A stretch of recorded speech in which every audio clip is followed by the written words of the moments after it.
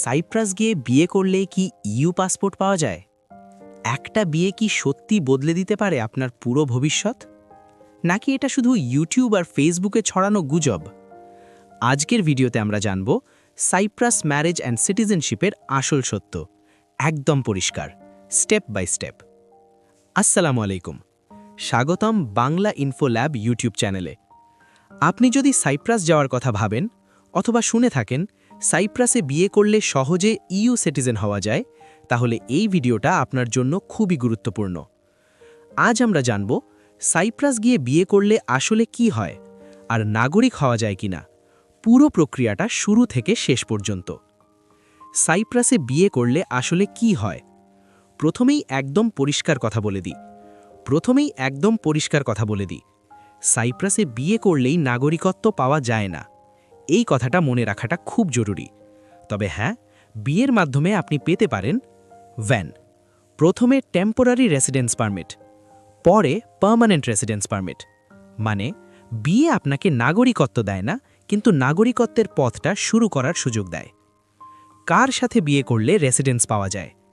সাইপ্রাসে আপনি residence permit পেতে পারেন যদি আপনি সাইপ্রাস সিটিজেন কাউকে বিয়ে করেন, অথবা সাইপ্রাসে লিগালি রেসিডেন্ট কোনো ইউ সিটিজেনকে বিয়ে করেন।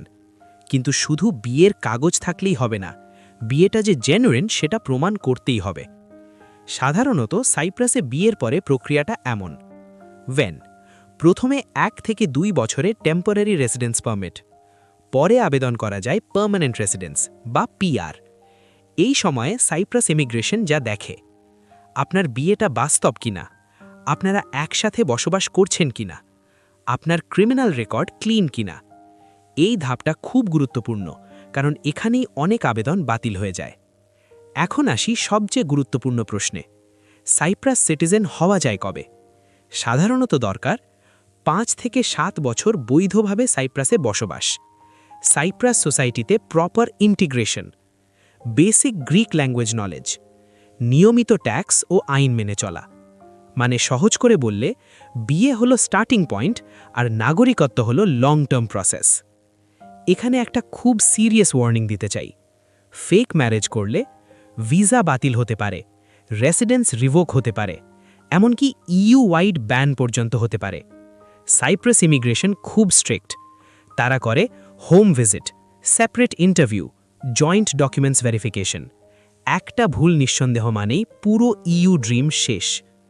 তাহলে সাইপ্রাস বিয়ে মানেই ইউ পাসপোর্ট কথাটা আসে কোথা থেকে?